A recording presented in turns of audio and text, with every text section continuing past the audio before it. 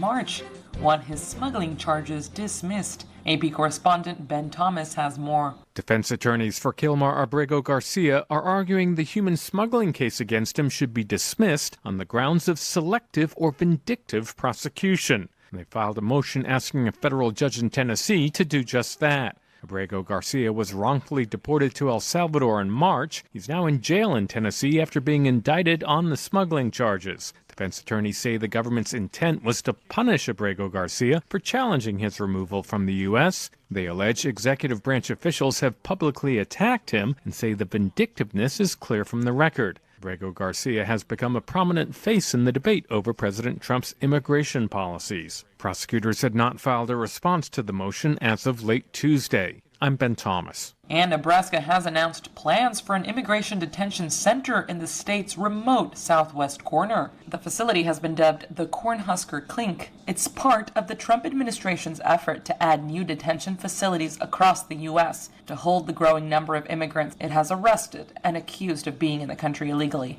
Meanwhile, Hurricane Erin is slowly moving towards the U.S. East Coast. The biggest storm surges are expected over the next 2 days. Authorities in New York City, Long Island, and New Jersey are asking people to not swim in beaches. Forecasters remain confident the center of the storm will remain far offshore.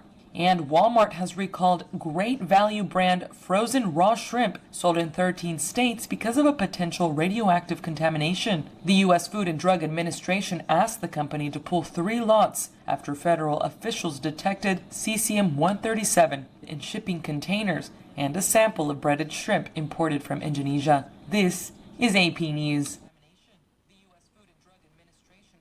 AP correspondent Haya Panjwani reports an ex-coach at a renowned gymnastics academy has been arrested. A coach in Iowa that has trained Olympic champions is facing sexual assault allegations. The coach is accused of abusing young female gymnasts and secretly photographing others undressing at a prior job in Mississippi. Sean Gardner, who coached at Chow's Gymnastics and Dance Institute in West Des Moines, has been temporarily barred from all contact with USA Gymnastics since July 2022 due to unspecified allegations of misconduct. He has not been charged criminally while a police investigation continues. But 3 years after abuse allegations were reported to police, the FBI arrested him last week on a federal child pornography charge. He's been ordered detained pending further proceedings in Mississippi. Global shares were mostly lower following a decline on Wall Street by technology shares, including Nvidia. I'm Marcela Sanchez, AP News. This is 8:20 a.m. WCPT Willow Springs and streaming worldwide at WCPT820.com. We are Chicago's progressive talk, where facts matter. Now your WCPT 820 weather update. From the Weatherology Weather Center, I'm meteorologist Jennifer Wojcicki.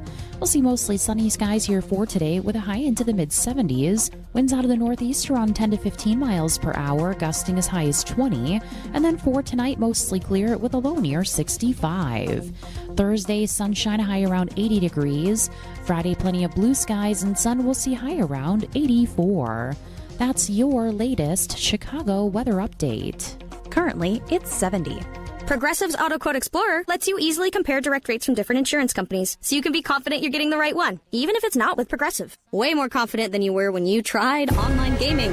Who knew 12-year-old boys could be so mean? And where did they learn to swear like that? 2 hours of losing to these underage trash talkers, and you're starting to question if maybe you really should stick to pickleball and other boomer stuff. So use Progressive's Auto Quote Explorer and be confident you're getting insurance that's right for you. Progressive Casualty Insurance Company and affiliates. Not available in all states or situations. Prices vary based on how you buy. Hey Google, play WCPT. Streaming Chicago's progressive talk from TuneIn. Welcome to Choose Views with Richard Chu. Get ready to dive into a world of insightful conversations and thought-provoking discussions. As progressives, our job is to have an all-inclusive, full-on assault with all of our players. A show that focuses on moving our political, social, economic, gender, and cultural conversation forward. And all of our players means all of our players. It's Choose Views. And now, here's your host, Richard Chu. Good Wednesday morning, progressives, and welcome to the August 20th, 2025 edition of Choose Views. 773-763-9278 is our Credo mobile phone and text line. find my show on Facebook Live, TuneIn, Radio, and YouTube. You can email me at richard@wcpt820.com and follow me on X, Instagram, LinkedIn, Facebook, Blue Sky, Threads, and Substack. And thanks to the new folks that have subscribed to my Substack, we appreciate that, and we'll keep delivering you updates, and some new articles are coming your way sooner than later. Catch all of our shows by subscribing to our WCPT podcast on Apple Podcasts, Spotify, of course, and iHeartRadio. That's another place you can go. And there you can get our Choose Views featured interviews. Of course, Joan Esposito, live, local, and progressive, driving it home with Patty Vasquez, The Big Picture with Edwin Eisendrath, and Out Chicago, as well as our other shows and interviews. So that always means that you then have to make your way over to where? heartlandsignal.com. That's our digital platform with great articles and posts pretty much every day, and updates as to what's happening throughout the country, politically, locally, and regionally. So make your way over to heartlandsignal.com so that you can appreciate the work that our team does there. And speaking of Heartland Signal, we've got a really interesting, I guess you could say clip and update to what's happening in Oklahoma. Wow. The Oklahoma superintendent, Ryan Walters, is to force out-of-state teachers to take the America First test provided by the Oklahoma Department of Education. They'll be testing teachers who come from New York and California to prove they share conservative political values. Wow. That talk about dictating and being authoritarian and do it our way or not. That probably, I'm sure that they're going to end up incidentally creating a class. I mean, it's a state, they can design it the way they want to for the most part when it comes to teachers and what the requirements are in that state, because it's a state license, it's a state approval. But I think that they could, at some point create a class of individuals that could say that there's some freedom of speech issues there, because it's saying that they share their conservative, to prove that they share their conservative political views. Well, that if they don't share them, then what's the other side of that? What's the outcome? What's the punishment, if you will? What's the, what is the recourse that the teachers will have some form of recourse, I'm sure. I'll tell you what my ultimate form of recourse will be for this situation. But at some point, if there's enough teachers or folks that are coming into the state to become teachers in the state of Oklahoma, and they have to take this test to prove they share conservative political views, then at some point there's a First Amendment question that could come into play. Because it's saying that if you, obviously, we're all smart here, that if you don't share those views, then what? What happens? You don't get the job? So I would then ask a kind of a two-part question. If I were someone that were, required to take this test to prove, first of all, what's in the test? Who makes the test up? What's the content of the test? Okay, what's in the test? And if there's anything in that test that breaches someone's civil rights in terms of thinking, then I got an issue with that. And so that's where you could start in that conversation, is what's in the test and why is that relevant to being a teacher in the state of Oklahoma? One, it's making the assumption that every person in the state of Oklahoma is a conservative thing. And then what is the definition of that in the state of Oklahoma? So there's a couple of things that you can build to say that has some constitutional, would have some constitutional challenges. Still fighting the scratchy throat, guys, this morning, so bear with us. The other part of this, though, is, in terms of what's in it, I would then want to say, okay, so if I have to take this test as someone that's coming into the state to teach, to be a teacher in Oklahoma, then I want to see the results of every other teacher that's taken the test.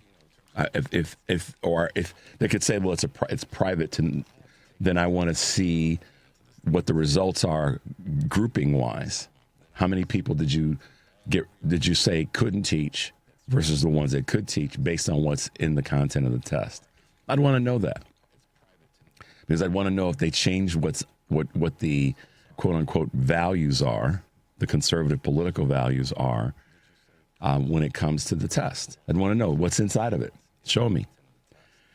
And then the other thing that I'd want to know is what litigation has taken place by those who've had to take this test or to prove their conservative values. But last but not least, the thing that would be the most powerful in terms of this whole scenario is if you don't have to go to Oklahoma to teach, then don't. Teach someplace else. Why in the hell would you put yourself through that? Because then, they're going to shapeshift and to change what those political values are, and suddenly now you're not conservative enough, and the list goes on. It's a slippery slope, and that's where I think it's going to have some constitutional challenges, both probably in the state, but on a federal level. That's part of the that's the danger of this. So check out the post at heartlandsignal.com, and you can get a little bit more, and we'll talk about it as we have more and more information.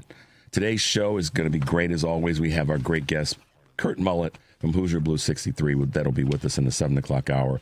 And then we'll take a little bit of a turn to a local, one of our local leaders, Jacob Harvey, who is the producer and director at the Fine Arts Theater, Fine Arts Building and Studebaker Theater here in Chicago. A legendary place, and we'll talk a little bit about how they're navigating right now. We've got some new things happening there, and then how they're navigating some of this federal changes with the arts. So we'll get Jacob's opinion on that, and I can't wait to talk to Kurt, because he's got some great posts that he put up in the last week or so that'll be fun to chat with him. But right now, check this out, progressives.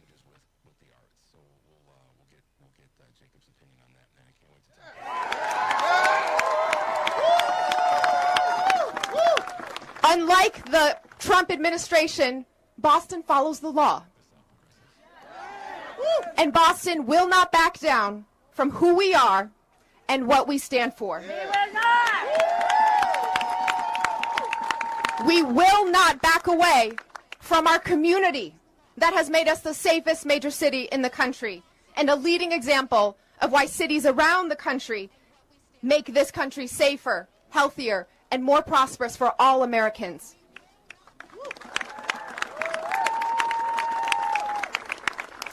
To all the federal officials attacking communities that embody diversity, creativity, and moral clarity, we mayors said this in D.C. nearly 6 months ago, and I'll say it again today.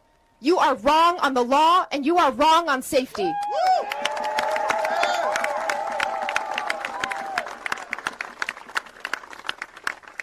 Most of all, you are wrong on cities. The cities that live in your minds are totally foreign to the residents living in our cities. And we are picking up the pieces of your failures to deliver on your promises. That is Boston Mayor Michelle Wu, in case you didn't recognize.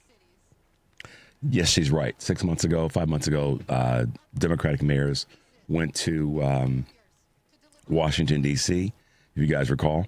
And Mayor Brandon Johnson was one of those mayors that spoke and let the congressional Republican knuckleheads know that we're not to be put upon. And she was one of those mayors. We talked to Mayor Johnson here in Chicago about that visit to Washington, D.C. And he, right in line with Mayor Wu, the point of it is they don't know a darn thing about what's happening in the cities. They have the data. Here's the thing. This is what's crazy about this, Matt. They have the data in front of them. They have it available, readily available to them, but they're obviously not using it. The data being that the crime rates in these 5 cities that they've sort of thrown out as the ones they're going to go after or send troops into, each of those cities ironically have some of the biggest drops in crime in the last 3, 5, 7 years. But we know that that's not the reason that they're doing this. And, last week, the conversation was, they're trying to go into cities where there is an African American mayor. Well, Mayor Wu is Taiwanese. So you can even broaden this conversation into it is not just black mayors, it's mayors of color or mayors where there is not a Republican or a straight Christian male that's the mayor of the city. Because here's another one. She's a woman and she's Taiwanese. So it's clear what they're trying to do. When we can we listed this the other day, and Kurt and I'll talk about this when he's on, the number of cities that are Republican cities in Republican states that have the highest crime rates in the country. So anyhow, Mayor Wu, kudos to you for that. We get behind her as well to make sure she's supported and propped up in the work that she's doing in the wonderful city of Boston. Let's take a quick break, guys. You're listening to Choose Views on WCPT, AM 820 Chicago, WARR 1520 AM and 103.5 FM from Warren, North Carolina. I'm Richard Chu, and we'll be right back.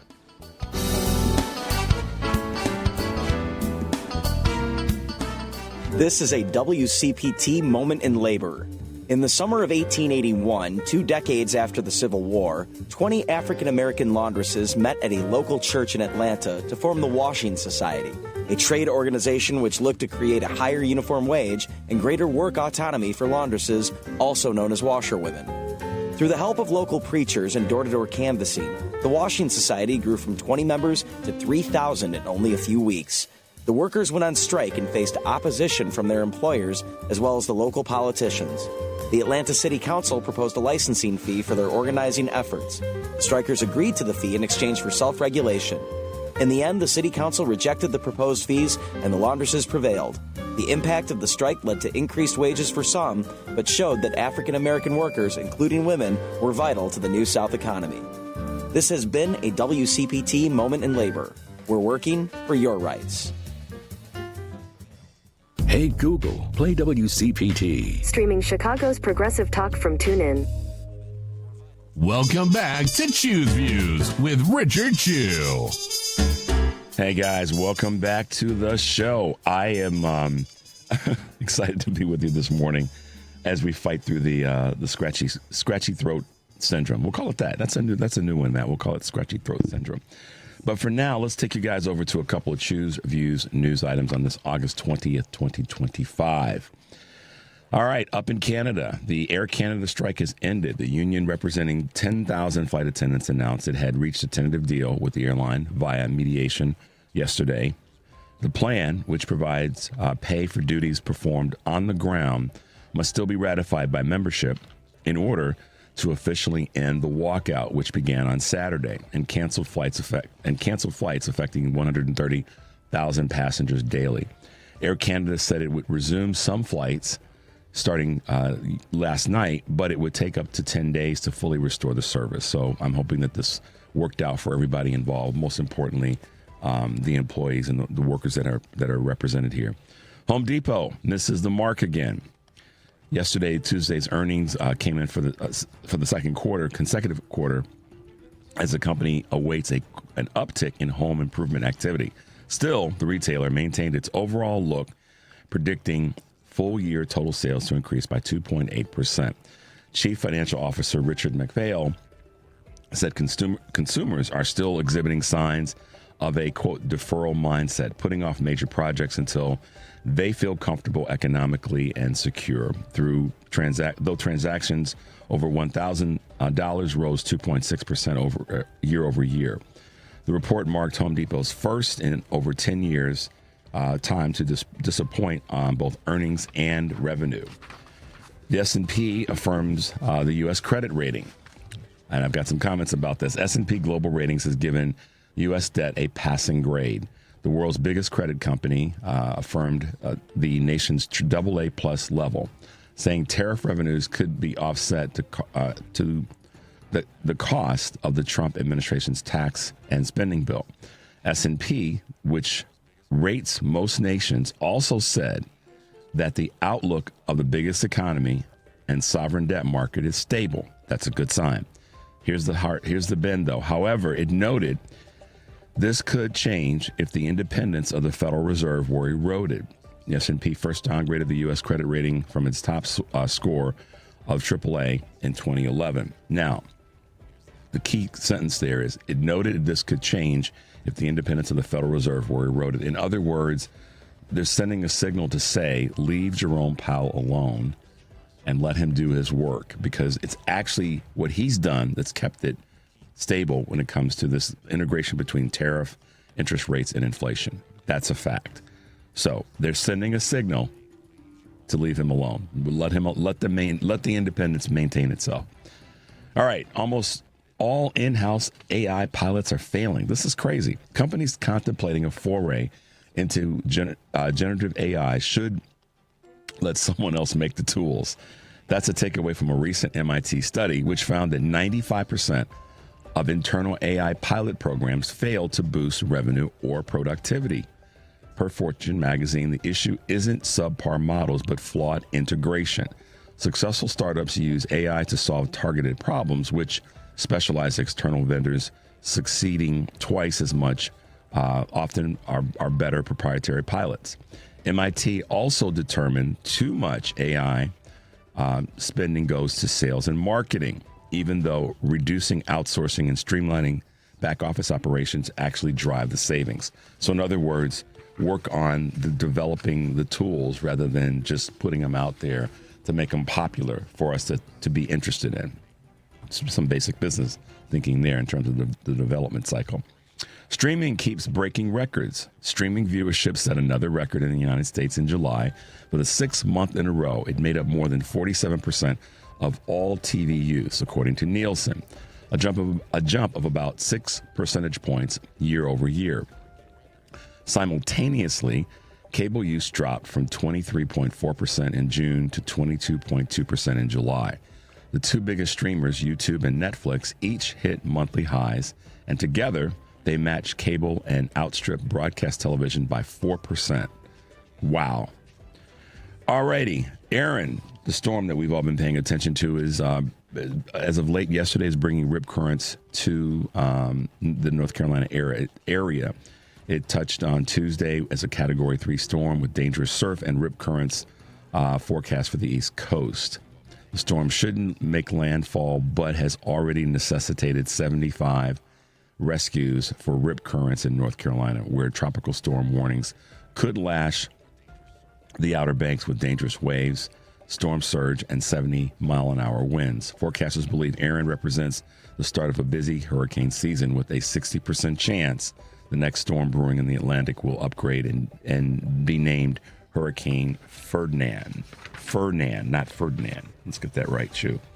All right, guys, a couple of Choose Views news this morning to keep you a little up to date on what's happening, and we'll keep you posted on, particularly on the storm, as we get information as I find things throughout the course of the day.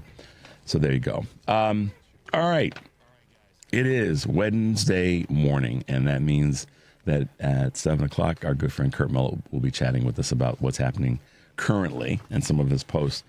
But I got a couple of current event items to chat with you guys about when we get back from our break at 6:30. And I'll keep you posted in that space. But I do want to come back to something that we talked about a moment ago with regard to Mayor Michelle Wu in Boston. This conversation is something that it's part of, let's see, autocracy, trying to take control of, whatever the wording. There's so many words that just ran through my brain about what could be used to depict this story. The story with Boston, the story with Chicago, with D.C., specifically D.C. and the takeover, if you will, of the D.C. Metropolitan Police, to use them as part of the federal police, the federal policing that's taking place there. Oklahoma. In this, I got a great text that said, "What a stupid rule! I don't see any New Yorkers or Californians flocking to Oklahoma, and those that move to Oklahoma could already be conservatives." Yeah, I get that. That's a good point. Shout out to Lois. But that situation, the situation in Texas, D.C., the threat of coming to different cities with the National Guard.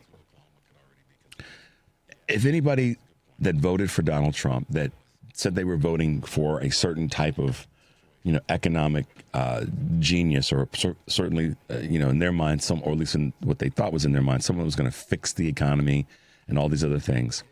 You notice how we've morphed. He's morphed from literally away from managing the economy, managing the trade, managing tariffs. It morphed away from any of those financial items that he said and that he ran on he was going to fix, essentially on day one. None of that's happened. It's gotten worse. And along with that, and we're going to talk about this as we go along this morning, but this sort of takeover of cities, that's something that is clearly, going back to a point I made 2 weeks ago, it is a power grab in cities where there are people of color and or women that are in leadership roles, if they are, and if they happen to be black or of color. It's that. And for anybody I'm intentionally sort of mashing this all together to make a point. For anybody to see that and then direct their eyes to what's happening in Texas, specifically what's happening with their Texas state rep, Nicole Collier, you cannot look away from the fact that this is not only a power grab by the folks in Washington, by Trump's regime, but it's becoming a power grab in other areas. Oklahoma, that's a power grab. That's a power grab for, we only want these sorts of people here. And in my mind, it could be viewed as very sexist. It could be viewed as very racist, certainly nationalistic. You guys know where I'm going with my four legs of the stool. What's happening with Representative Collier in Texas? That is just, every time I stop and think about it, I think about it, and this is, going to be a very literal thing for a lot of us. I think about black women during enslavement that were forced to stay in cabins, shacks, to be, essentially the concubines, or that's not even fair to say, but forced to be in a situation where they could be abused, raped by white men. And so for any of the women in Texas that are part of the legislature, that are Republicans, you should be ashamed of yourself. Because here's a woman that is fighting for the rights of people in the state of Texas, of which many are your constituents too. And so that you should be one to say, hey, hold on a second, we don't need to go that far. But we can't. This is where I get frustrated when we talk about that white female suburban vote. Where are y'all at right now? Where's the sisterhood? I see, a lot of, frankly, white women in suburban areas, and not all, so nobody gets your, what's in a bundle, talking about the sisterhood. But here's a woman who's being treated in 2025 not much differently from an optic standpoint and from a freedom standpoint, like a woman who was enslaved, a black woman that was enslaved 200 years ago, 150 years ago, 185 years ago. There's some similarities there. And I said it when they first started this garbage, which with coming to send the police out and going to go capture them. Many people said, shoot, come on, man. But there you go. It's once again that same situation. We're gonna make it so that a woman, a black woman specifically, has to sign a permission slip. And if you don't, we're going to keep you. We're going to restrain you to the quarters. And I'm tired of hearing people say this is not America. Oh, yes, it is. They don't want to talk about the history, but this is right now. You see the connection, y'all? This is history repeating itself. Modern day form of enslavement. That's what this really is. And so I want to know where the people, I'm not going to ask where the Democrats are stepping up on this, because I know where the Democrats are. They're doing what they can. I've talked to some of the folks that are part of the effort. We've had them on our show. I want to know where the so-called Christian right and those people are. We're going to take a quick break, guys. You're listening to Choose Views on WCPT AM 820 Chicago and WARR 1520 AM and 103.5 FM and from Warren County, North Carolina. I'm Richard Chu, and we'll be right back.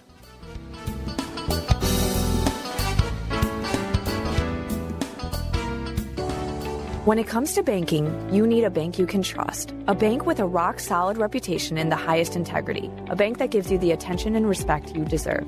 ABOC first opened its doors in downtown Chicago in 1922, and we've made our name on deep expertise, best-in-class service, and a strong commitment to our customers. We know the Chicago business market inside and out and can help you craft the perfect banking solution, no matter what type of business you're in. And if you're looking for a banking partner for your labor union, we can bring the type of expertise that only comes from a bank that was founded by labor unions and still has union employees and shareholders to this day. Whether you need a deposit account, loan, trust services, or investment management, ABOC has you covered. Let's work together to manage your finances today while planning for a better tomorrow. ABOC, a bank built on a strong foundation. Visit aboc.com to learn more. Member FDIC. You're listening to WCPT 820. Here's the latest Chicago weather update. From the Weatherology Weather Center, I'm meteorologist Jennifer Wojcicki. We'll see mostly sunny skies here for today with a high into the mid-70s. Winds out of the northeast around 10 to 15 miles per hour, gusting as high as 20. And then for tonight, mostly clear with a low near 65. Thursday, sunshine, high around 80 degrees.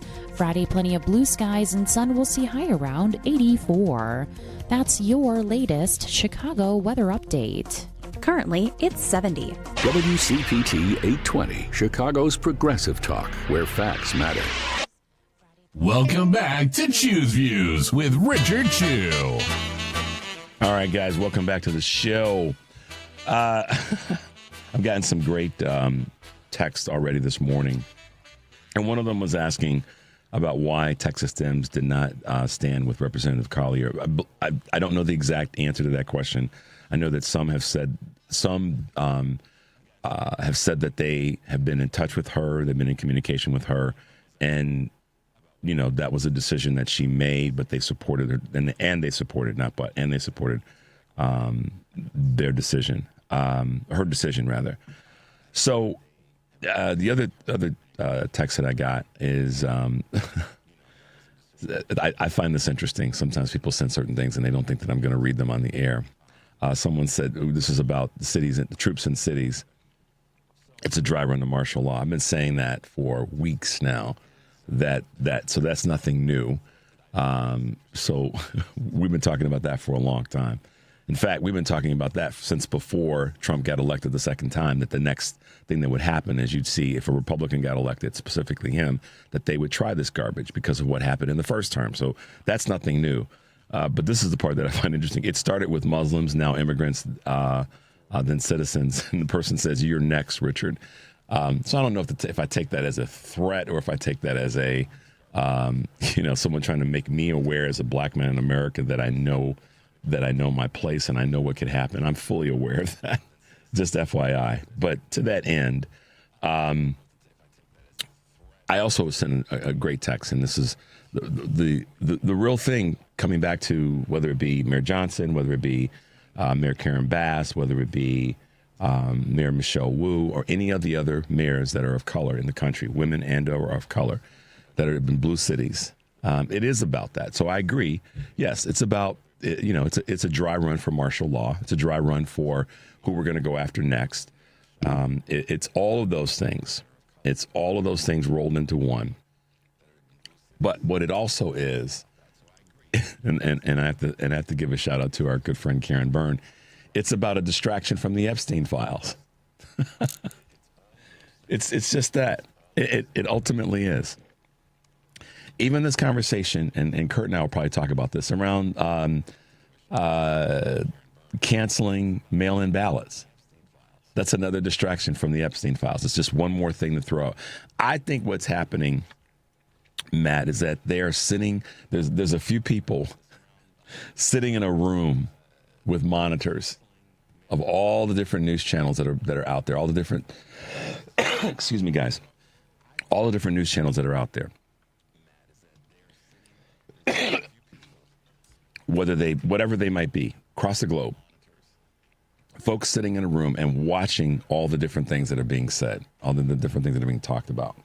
And I think that the intensity of the Epstein files and the demands for them have gotten, they're probably even stronger than what we're seeing in public, because the and the numbers or the polling around that, sorry guys, is even stronger than we're hearing, because the mainstream media doesn't want to talk about it.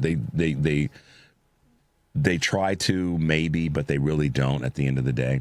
So I think that that's part of what's happened, is that they know how intense the conversation is around the Epstein files. And to that end, they're sitting with the list going, okay, so what can we throw out now? What can we do now? What can we say?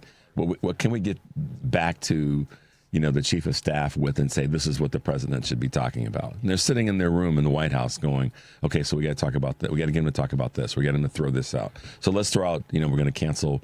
I'm going to do an executive order to cancel mail-in ballots. And then, then let that float for a couple of days. Then the next thing is, we're going to have we had a meeting with Putin, and, he gets all distracted around that. So that's another thing for us to be talking about.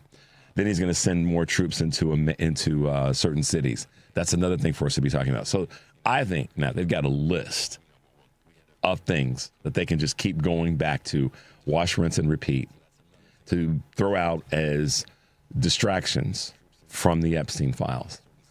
And I was having this conversation with someone at the end of last week or over the weekend about why Donald Trump, from what the reporters are saying, looks so beaten up and ashen when he came out of this conversation with Putin. This is my opinion, and I'm speculating. But, I think Vlad said, if you don't speak to us getting back certain territory in this situation with Ukraine, then I'm going to release the information that I have. And I think that Putin knows that he's not going to actually do that, because the real power is in the threat of doing it. It's not that because once let's just say, again, we're having a little speculation this morning for a reason that circles back to the bigger issues of distraction. But I think that if there is information, if there's compromise, as people like to say, that they have, then the power isn't in releasing it. The power is in the threat of releasing it. Because once it's out, if whatever it is out there, then people are going to do what they're going to do with it. They're going to either accept it and go, we knew he was this awful in the first place. We knew he lied about us, on his taxes. We knew all these things we already knew. There's going to be a lot of people that aren't going to be necessarily moved by it, because they're already there and they're already in utter dislike of the administration and what it's doing on all levels to affect so many people in America. So that's one way of looking at it. The other part of it is, if it were to be released, whatever it might be, assuming, again, making an assumption and stretching the bounds of speculation, then the other thought is, once it's out, there are people that are going to go, yeah, I don't really care. So the power is not in letting it, in releasing it. How many people would actually be moved to do something different in terms of their support for Trump if there were this just, treasure trove of information that came out from Russia? And that's what Vlad said to him when they were together over the weekend. So they're making it, I believe, if this is all true, and there's actually more than just speculation, that a lot of it is the threat. Donald, if we release this, it's going to destroy you. So that could be where all this is coming from, and why those minions are sitting in a room thinking about what's the next thing we're going to throw out, give the White House to be able to, or the administration to talk about. What is it that we're next going to put out there to make that's going to frustrate people and get them further distracted? I don't know. I'm clearly speculating by design, but we know that they've got their people in their proverbial little in White House think tank trying to figure out what can we do to make it create more and more distraction. And I think that's it. I think there's more to that than meets the eye. So I gave myself some cover that I'm speculating, so nobody go, oh my God, he's off. No, I intentionally went that way because I just wanted to say what I think a lot of people are probably thinking, and they may not say it themselves, that's a big part of this. And that is a distraction. So shout out and thanks to Karen for reminding us it's the Epstein files, Epstein files, Epstein files. Hashtag we want the Epstein files. Hashtag release the Epstein files. Hashtag the Epstein files are dirty. Whatever it might be, Matt. All right. Made a little bit of a promise to you guys, and I want to keep my word on in terms of something that's just some information that I think is important for you guys to have. Yesterday, I brought to you a short list of companies that are staying in the fight when it comes to DEI. And so yesterday we listed 5 companies: Southwest Air, JetBlue, JCPenney, Hilton, and DSW. And these are companies that have decided to uphold and stay strong with their commitment to DEI and commitment to who their consumers and customers are.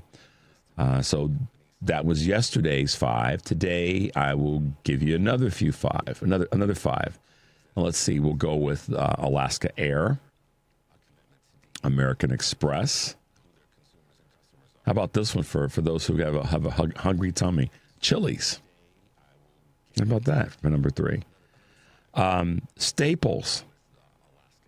And I went into a Staples last week, and I had a great conversation with one of the women working there. She was helping me get some supplies, and she saved me $82 just by asking me questions about different things when it comes to green and environment and a few other things. And it was really a great experience.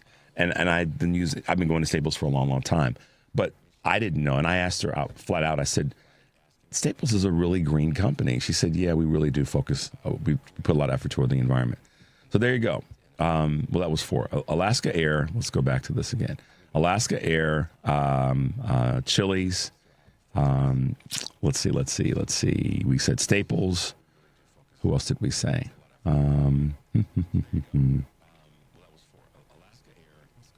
Let's see. Let's pick another one. One more. How about this? LL Bean. There you go.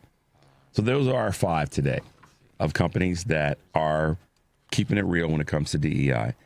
And I think it's important to acknowledge that and acknowledge those companies because, they are doing the thing that we ask them to do, and that's be mindful of their consumers and be aware of the fact that consumers make their company, allow their companies to thrive. And so we want to give them their shout outs. It's just a list that I put together and thought you guys might be interested in that. So we'll keep that. We'll bring you five more tomorrow, and hopefully that'll kind of inspire you to go and do business with companies that are doing business the right way. How about that? All right. Tonight on Driving It Home, Patty Vasquez will be back, and her guests include Alana Vagianos, senior national reporter at HuffPost, where she covers gender and politics. Brittany Ruland, Iowa community advocate and political strategist. Driving It Home with Patty Vasquez, weekdays 5 to 7 Central on WCPT, AM 820, Heartland Signal, website, TuneIn, YouTube, and Facebook. Excuse me. Tomorrow, Anusha Thadakarara will be with us, the executive director of Citizen Action Illinois, and legendary musician, Patrice Rushen will be with us. So that's exciting. Always listen to us live Monday through Friday, 6 to 8 a.m. here on WCPT. And oh, by the way, the Credo mobile phone and text line is 773-763-9278. And WCPT listeners now get 25% off for 2 years at Credo Mobile with the code WCPT25. Credo Mobile, a progressive phone company that is better for all people and the planet. Visit credomobile.com. How about that, guys? Made it right on the button. Let's take a quick break. You're listening to Choose Views on WCPT AM 820 Chicago, WARR 1520 AM, and 103.5 FM from Warren County, North Carolina. I'm Richard Chu, and we'll be right back.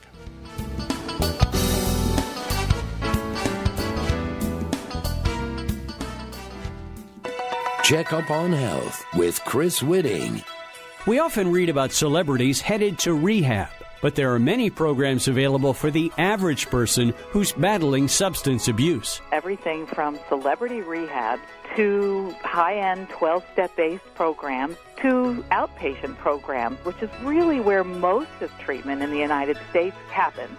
Ann Fletcher is a health and medical reporter whose investigation of 15 different treatment programs uncovered some serious problems. Treatment tends to be one-size-fits-all. People go back for treatment, they tend to get the same treatment over and over again.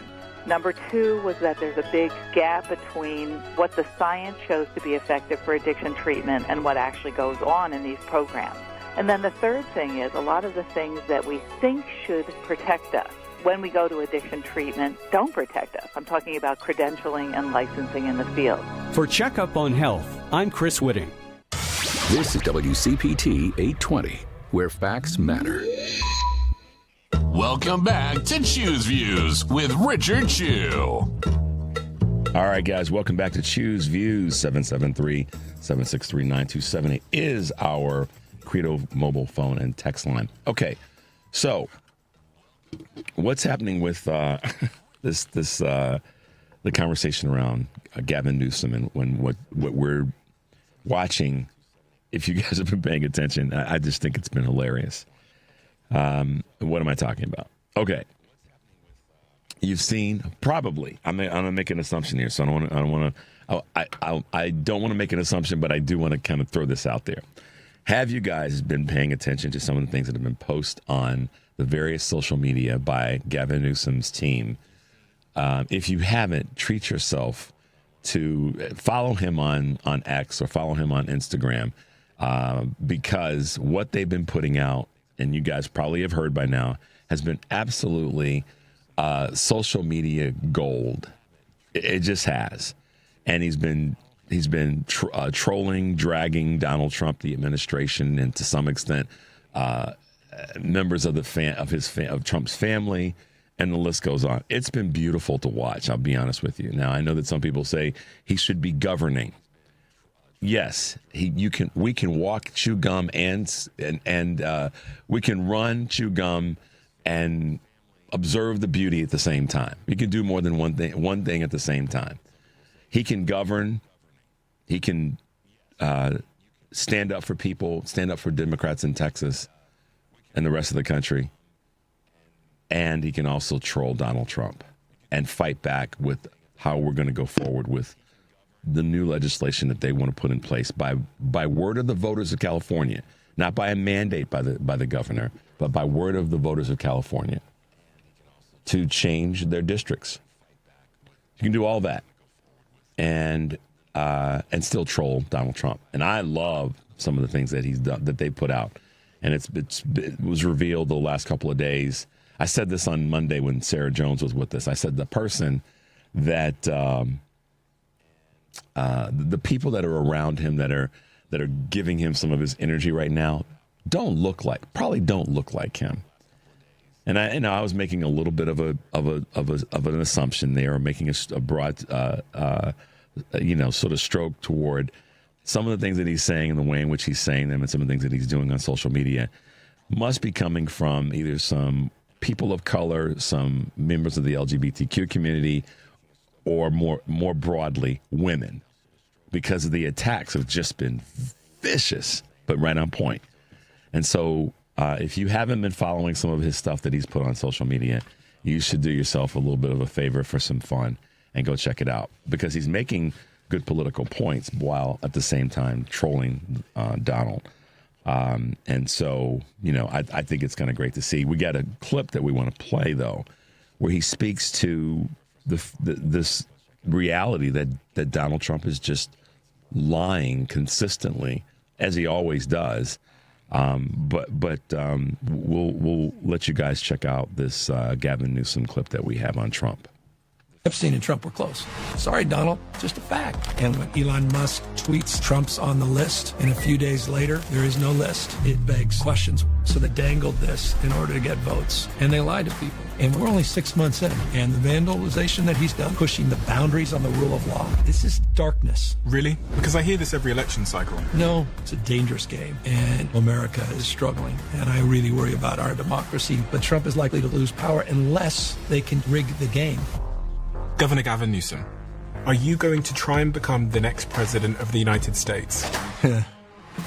Governor of California, Gavin Newsom. Gavin Newsom. Who is the real Gavin Newsom? I think most people see me as sort of a slick guy, grew up with a trust fund, but I didn't come from any wealth. Like my mom was a single mom. She was working 2-3 jobs. She ran out of her own bedroom, sacrificed everything for 2 kids. And I was going nowhere academically, but she never gave up on me. And as your sort of political career starts to accelerate, she was diagnosed with breast cancer.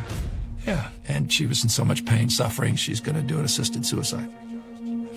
And I was holding her hand, and her last breath.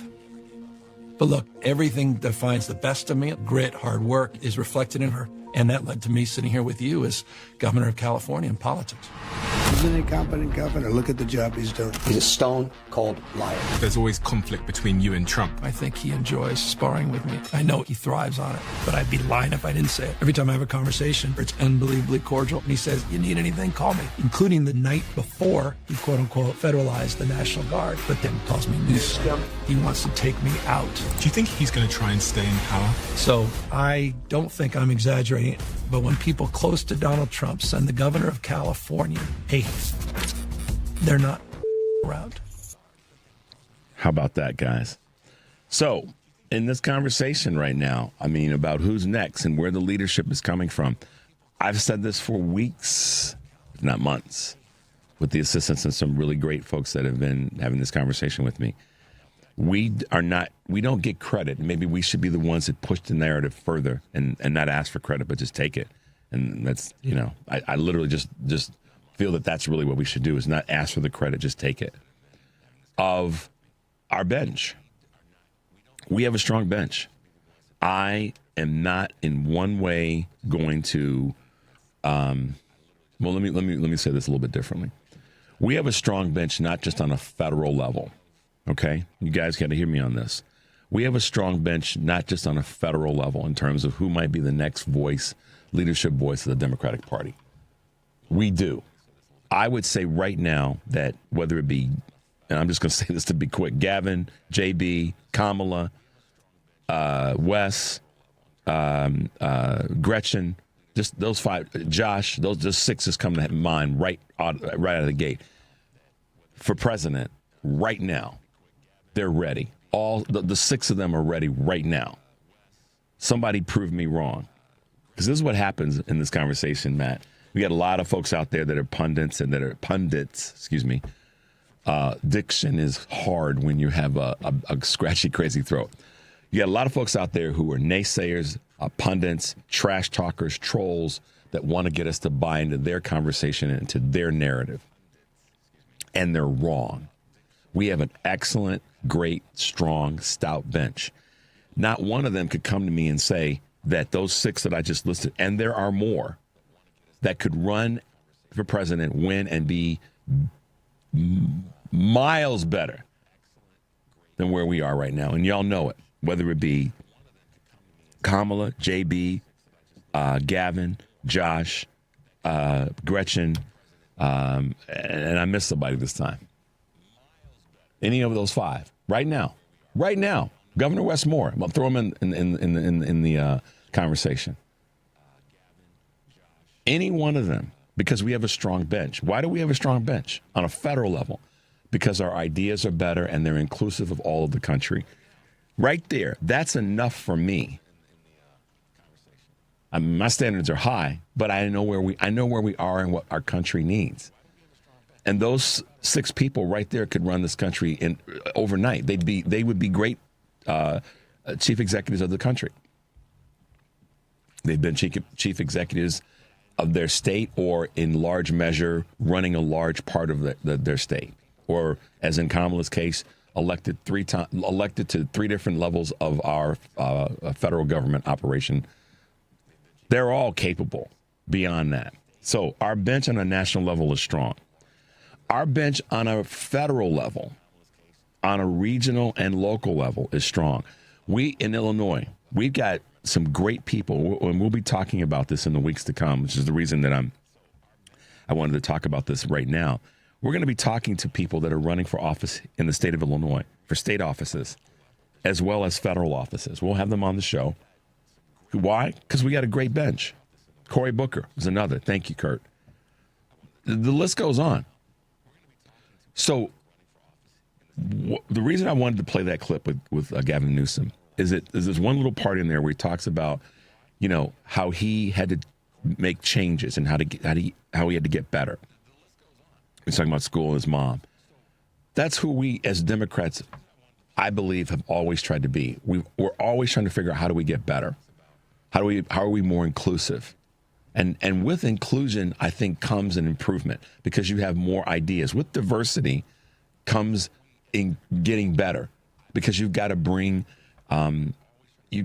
new talent, new ideas, new strength to the table. And with equity, rather, everybody can see that they can have a chance by starting at close to the same point. And as we wrap up this hour, I want to talk about this in terms of how we as a team of progressive liberal Democrats can take a message from a movie that is one of my favorite movies, that is the legendary Denzel Washington. And the movie is Remember the Titans. I could go on about different parts of the movie. Do yourself a favor. Watch that movie if you haven't seen it. If you've seen it, watch it again. Because what it does is it says that we're going to figure out how to win. We've got a great bench of players. We're going to move things around and make things happen if we need to. And we're going to test everybody. But at the end of the day, it's about getting a win. And that's what I see and why I see our bench being as strong as it is right now, because I think we're poised for winning. We've been showing it in some of these quote unquote off-year special elections. And so that's our conversation. It's about the strength of our bench on a federal level, on a regional level, or on a local level. We've got players that are ready to get things done. So let's start to have that conversation rather than the one, the Democrats are this, the Democrats are that. A lot of that garbage is coming from the mainstream media, and I'm sure my good friend Karen Byrne will give a high five to that. It's coming from the mainstream media because they have no other thing to talk about than to negatively talk about how Democrats don't do this, Democrats don't do that. It allows for them to stay irresponsible in calling out Donald Trump and all of the Republicans, the entire GOP, and the MAGA regime. Our bench is strong, y'all. Let's take a quick break. You're listening to Choose Views on WCPT AM 820 in Chicago, WARR 1520 AM and 103.5 FM in Warren County, North Carolina. I'm Richard Chu, and we'll be right back.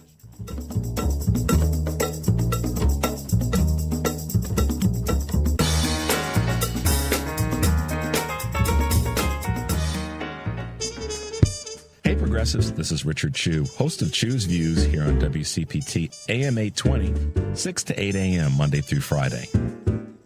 We have some real challenges in front of us as a country. Since the beginning of this show, I have always felt compelled to bring you the best that I've got. Now, there's always a why to doing whatever we do. So, as we go forward and face these challenges, know this: you listeners are my why. Because I want to make sure I do everything I can to provide a safe, open, forward-moving space that allows you to call, email, text, or just listen to a guy that wants to help you bring out your own championship qualities to truly make this place better for us all. Lofty goal? Idealistic? Maybe so. But that's my why, and I look forward to bringing you the best that I've got. This is Richard Chu. Stay tuned. If you want your children to read, remember, the special ingredient is you. Spend time with your family, building bonds through reading. Those stories, those memories will last forever. This message brought to you by the National Association of Broadcasters and this station. Are you looking to hire? ZipRecruiter finds the best candidate for your job fast. Try ZipRecruiter for free at ZipRecruiter.com/free. That's ZipRecruiter.com/free. AP News, I'm Marcela Sanchez. Israel has given the final approval for a controversial settlement project in the occupied West Bank. AP correspondent Mimi Montgomery has the details. It could effectively cut the territory in two, affecting one of the last geographical links between Ramallah and Jerusalem. Palestinians and rights groups say the project could destroy future plans for a Palestinian state. But Israel's far-right finance minister cast the approval as a counter-response to Western countries looking to recognize a Palestinian state. Settlements in E1, an open land area east of Jerusalem, has been under consideration for many years, but was frozen through pressure from previous U.S. administrations. Now approved, infrastructure work and home construction could begin in the coming year. I'm Mimi Montgomery. Meanwhile, NATO defense chiefs will hold a virtual meeting today. Countries pushing for an end to Russia's war on Ukraine will discuss future security guarantees for Kyiv that could help forge a peace agreement. And the Justice Department is investigating whether Washington, D.C. police officials falsified crime data. That's according to two people familiar with the probe. President Trump has declared a crisis in the city despite declining crime statistics. In Texas, the Republican-controlled legislature is expected to pass a new congressional map creating 5 new winnable seats for the GOP. Some Democrats returned Monday after having fled the state in protest. They were assigned round-the-clock police escorts to ensure their attendance at today's session. Those who refused to be monitored were confined to the House floor, where they protested on a live stream last night. And Target's CEO Brian Cornell plans to step down February 1st. The chief operating officer, a 20-year company veteran, will succeed him. And a dangerous heat wave has descended on much of California and the U.S. Southwest. Triple-digit temperatures are expected along with a higher risk of wildfires. This is AP News. Oklahoma has new requirements for teaching applicants from 2 Democratic states. AP's Lisa Dwyer has more. Those who are seeking teaching positions in Oklahoma that reside in California and New York will now be required to pass an exam that the state's top education official says is designed to safeguard against radical leftist ideology. Critics say the exam amounts to a MAGA loyalty test. Oklahoma's state public school superintendent says that any teacher coming from the 2 blue states will be required to pass Oklahoma's PragerU assessment test before getting a certification. PragerU is short for Prager University, which promotes itself as a leading conservative nonprofit. State education officials say the 50-question test is finalized and will be rolling out very soon. I'm Lisa Dwyer. More information at apnews.com. I'm Marcela. This is 820 AM, WCPT Willow Springs, and streaming worldwide at WCPT820.com. We are Chicago's progressive talk, where facts matter. Now, your WCPT 820 weather update. From the Weatherology Weather Center, I'm meteorologist Jennifer Wojcicki. We'll see mostly sunny skies here for today with a high into the mid-70s. Winds out of the northeast around 10 to 15 miles per hour, gusting as high as 20. And then for tonight, mostly clear with a low near 65. Thursday, sunshine, high around 80 degrees. Friday, plenty of blue skies and sun, will see high around 84. That's your latest Chicago weather update. Currently, it's 70. DQ presents the sound of happy. Hear that? That's the DQ chicken strip basket. Only $7.49 for a limited time. We're talking 4 100% white meat seasoned chicken strips served with fries, Texas toast, and DQ signature country gravy. Yeah, you heard that right. For crunch time and no time, it can only be the DQ chicken strip basket. Just $7.49 for a limited time. Get it delivered in the DQ app. Happy tastes good at participating locations. You're listening to WCPT 820. because facts matter. Welcome back to Choose Views with Richard Chew. Hey guys, welcome back to Choose Views. As you guys know, we're going to be doing candidate interviews this year. Obviously, the 2026 midterm elections won't come around for a bit, but we're doing work now. And we've got interviews that we've already done and others that we're going to be conducting and posting on our website. So make sure you make your way over to heartlandsignal.com to check those out. And, of course, my show page to get the rundown on what guests are joining the show, and also our featured interviews and full episodes. So you can make your way over there and find some great stuff, as we always like to say. So, in the last hour, the last bit of the last hour, I talked about our bench, and I talked about the people that we have that are national figures that are part of they're part of the team. And where they're going to land in terms of what they're going to do on a national level, we'll see. But we've got many voices right now. And one of the things that I don't want us to do is to wait for I've said this, and I know I'm going to say this one again. We don't need to wait for the white horse, person on the right, white horse, male or female, whatever, black, white, Asian, Hispanic, Muslim, Jewish, to ride in and rescue the day. We don't need that. Okay? And the reason we don't need that is it says that we're waiting for that person to emerge. It's one of the mistakes is not the right word. It's one of the things that we've done over the years. But we've got voices all over right now. I mean, I would say that when we talk about our bench on a local level that's got national attention, did you see that Vice President Harris called Ms. Collier? And they had a conversation last night while she's, being held hostage. Those are voices. Kamala's voice is still an important voice. Barack's voice is still an important voice. Bill and Hillary's voices are still important voices. And we have others. Ms. Collier, Representative Collier, is one of those voices that may very well emerge as a national voice in a blink of an eye because of what she chose to do. Okay? So we have to be careful to wait for the person to ride on the white horse to save us. We all are the saviors. And I'm not going to try to paraphrase what others have said, specifically Barack Obama, but we are the savior that we've been waiting for. We individually are. Look at what she's doing, meaning Ms. Collier, Representative Collier. Look at what the Texas Democratic representatives did. Ann Johnson. These are all names now that you didn't know about necessarily if you were outside of Texas until this took place. So they stepped up. So we have to stop waiting for the singular person, I believe. And what makes us threatening, this is what you guys got to understand. Think about this for a second. What makes us a threat is that our voices are rising up in so many places that they didn't expect them to rise up. That's the threat. Think about that for a second. They're rising up in areas. That's why we're winning some of these smaller, if you want to say something, geographically smaller elections, not in terms of their importance, because people are rising up. But the mainstream media won't do the job of talking about it because they know it busts their narrative.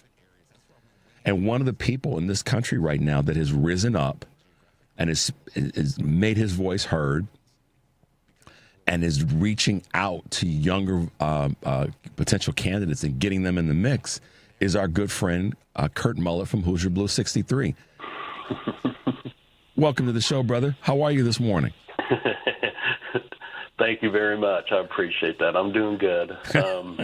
Sounds like you're a little bit under the weather, though, man. You better take care of yourself. I knew you were going to get after me about that. Yes, you are right, and I am doing everything I can to take care of myself and make sure that I don't, get anybody else sick with my, So just real quick. Yes. I had razor throat COVID. That's what it's being called. Okay.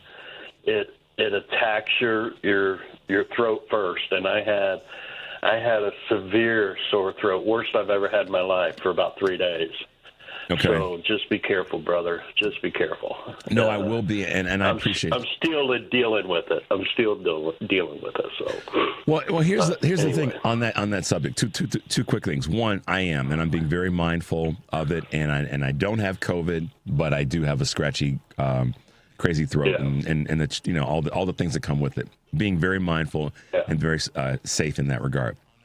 And this is where if we were to go in the very quick Wayback Machine, the recent Wayback Machine, when people didn't take COVID seriously, I would bet, Kurt, that there are people walking around right now who were deniers of COVID, who were deniers of Fauci, deniers of the CDC. I mean, that dude that shot up the CDC a week before last, that were very probably, and I'm making a little bit of a stretch here, very probably people who chose to have COVID and walk around with it gleefully and were super spreaders intentionally because of the rapidity of which the disease spread.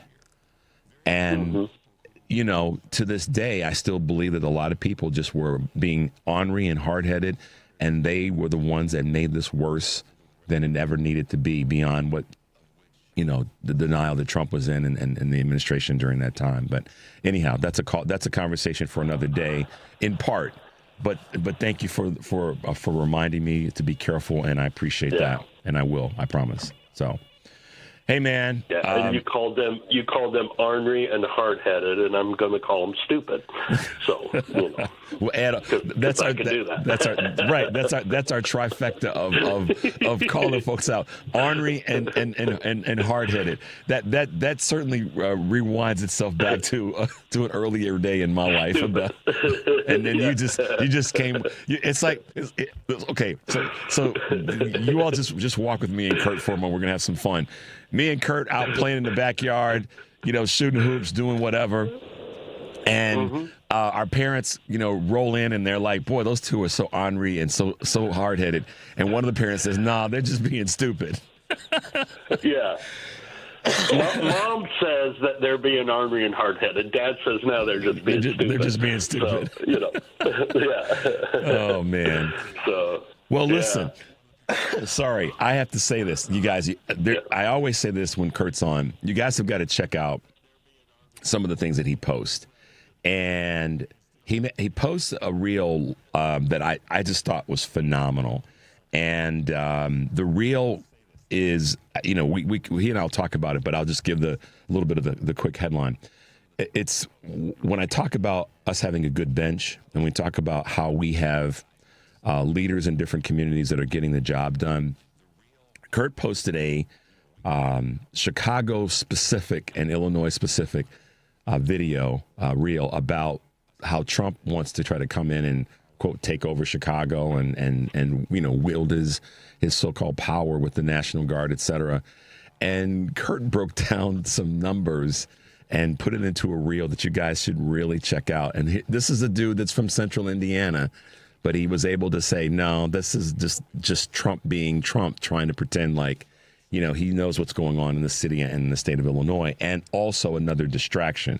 So check out this clip that he put together. We're not going to play it right now, but you just need to Google or pull up Kurt on Instagram, and you can find it, because it's pretty amazing. So, and I just to let you know, I forwarded it on to my people at the mayor's office and Governor Pritzker's office, just to let you know. Oh, did you? Okay, thank you. Yeah, I did. Appreciate that. It was excellent. It was well put together. Thank you. Well, you know, being in Indiana, there's just not that many politicians in my state that I admire. There's a few, but in Chicago and Illinois have, I think, two of the, you know, I hate using the term rock stars, but they have two of the dudes in this country that, you know, there's a handful of people in this country that Trump feels extremely threatened by, and Brandon and JB are two of them. So Illinois and Chicago are very fortunate to have those gentlemen in their corner, and I'm proud to say that I support them and will promote them in any way I can. I'm a big fan of Brandon Johnson. I'll take Brandon Johnson over Eric Johnson any day of the week. What you just said is in their corner. This is the thing that I think a lot of people have missed about Mayor Johnson and some of our other officials, J.B. Pritzker and other Democratic leaders across the country. And you allude to this in much of the work that you do. They're in our corner. They don't get it right all the time, but we don't get it right all the time. So why should we expect that they're going to get it right all the time? They're going to make the mistakes. Our job is to kind of bump them a little bit from the left and from the right to get them back on track. But what you just said is so important and missed is that they're in our corner. They're there to try to find the best way to do the best thing for as many people. Mayor Wu in Boston, same thing. Mayor Bowser in D.C., right. And the list goes on. That's why I came back and did the intro that I did about what you're doing and bringing these new voices in. Franklin is one of them. Why am I drawing a blank? Victoria is another one. Victoria March, yeah. Yeah, I mean, you're bringing these new voices to the table and highlighting them because you know that they're in our corner. They're willing to fight. And they rather get it wrong and be fighting than to get it right and be sitting on the sidelines. Mm-hmm. Yeah, there's a lot of young, strong voices out there that are not afraid to. They understand what is at stake, and I think they realize that they have to move to the forefront and to start talking, because the old guard, the gatekeepers, the people that have been in our party for a long time, and I hate to be critical of them, but they just have dropped the ball. I mean, we've talked about this before. We should not be in the situation that we are in right now. It should not.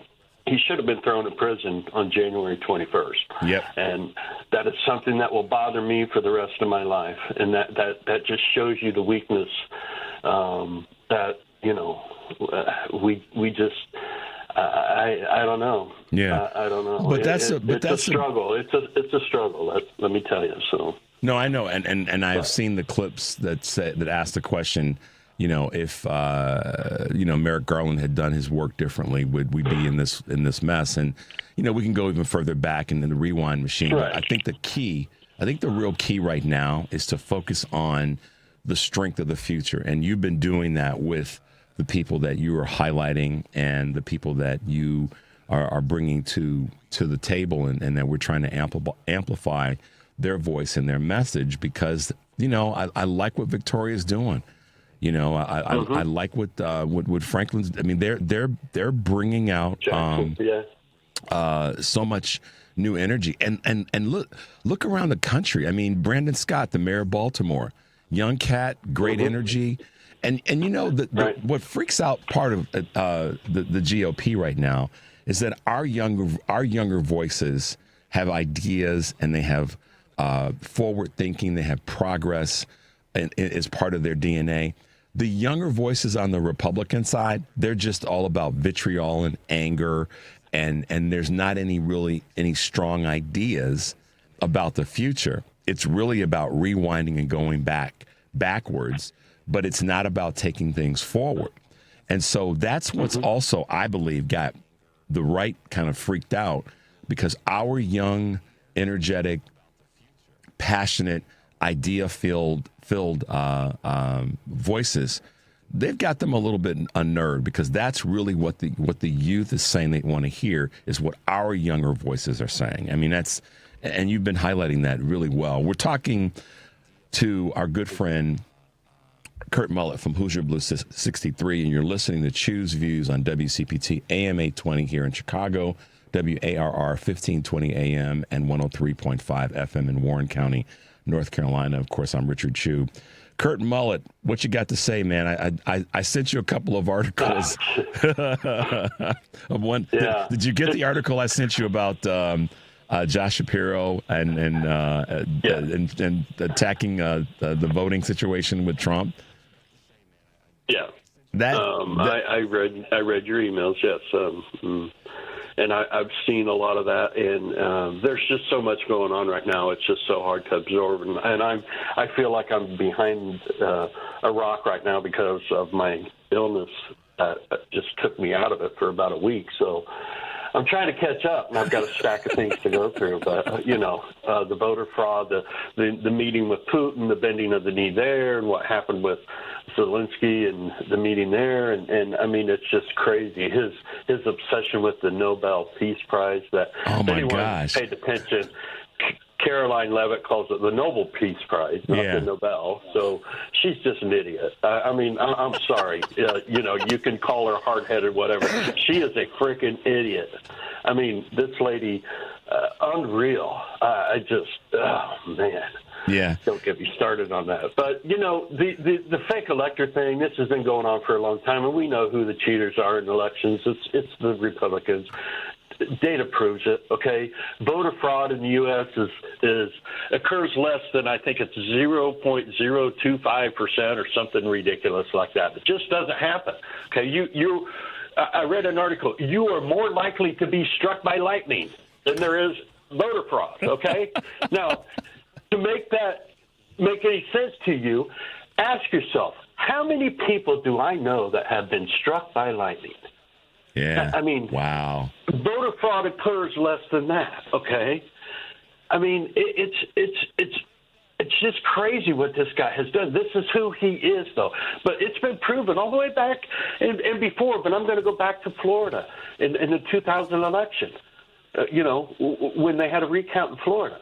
And if Al Gore would have won that recount, he would have become president. What happened? Jeb Bush got involved in that recount and corrupted the recount so his brother would win the election. So Republicans have been cheating for that. That's the only way they can win. Yep. It's just the gerrymandering thing. People are talking about California and Illinois, how they're gerrymandered.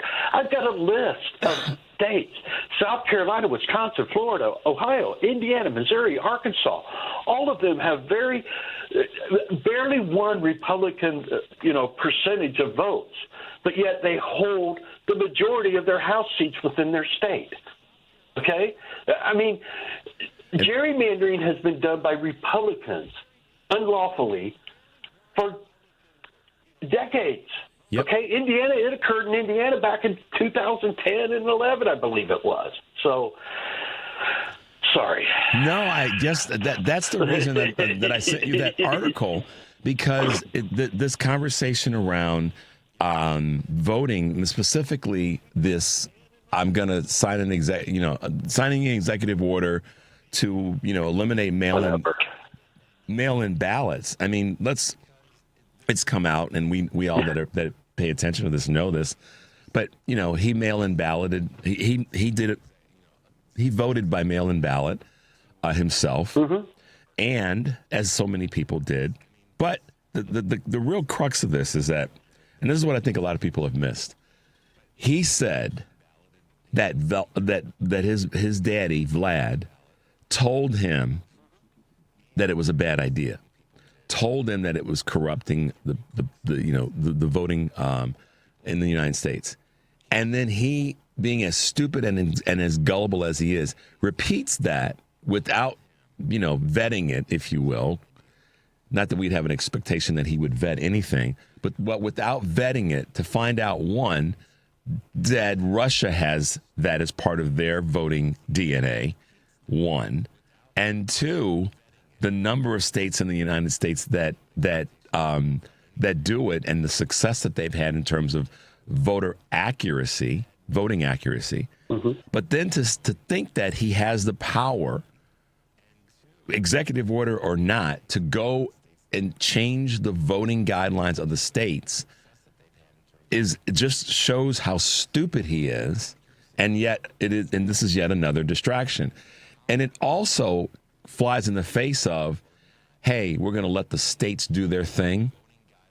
What about, if that's the case, the states run their own voting principles and have their own voting principles and guidelines. What's up with that? So it's just it is one more, to your point, element of him showing his stupidity and not being able to get away from Epstein, and finding ways, like I said earlier, to just keep trying to distract us from the most, the big story right now. And maybe it shouldn't be, but it is the one that needs to be hung around his neck consistently. Mm-hmm. Yeah, I totally agree that we should not be quiet about the Epstein files. On the other hand, I wouldn't believe anything that was released by this administration at this point in time anyway. So it's kind of a, what I'm looking forward to, because I just found this out. What's that? Is that on September 3rd, the Epstein survivors are planning a press conference in D.C. at the House Triangle at 10:30 a.m. Eastern Standard Time. This is on September 1st? This is what, September 3rd. 3rd, I'm sorry. September 3rd, the Epstein survivors. This is what needs to happen. We don't need to hear about the Epstein files from this administration or from anybody in this. We don't need to hear any statistics from this administration. I mean, come on. Don't believe anything that comes from these people anymore. I mean, the guy that was put in charge of the Bureau of Statistics Labor and Statistics, he come from the Heritage Foundation for Project 2025. You think he's going to be truthful about information? Come on. And was he an election denier, or was he a January 6th, whatever? He was mixed up in one of the two. Yeah. But go ahead, sorry. Right. Yeah, no, he was spotted at being there on January 6th. So in the crowd. So, But he was a tourist, so Kurt. I wouldn't believe anything that was released at this point in time anyway. So, but what needs to be done, and it would take a lot of courage, is that these people, the women who were, the victims of these people and who endured this, heinous crimes that were committed against them, they are the ones that need to come forward and speak out about this. And I hope that they understand, that there's millions of people that are behind them and that want to hear their stories. So yeah, and I'm what I'm looking forward to. I'm gonna soften the word need, and we want to be hopeful that they will. Because we don't want to put the burden on, and I know what you mean, right. But we don't want to put the burden on them. We want them to know, when you come forward, guess what? We got your back. We're going to be here to support you. We're going to be here to give you the strength that you need to be able to persevere in this space. And in addition to that, what's also important, they are voices for so many people that haven't come forward.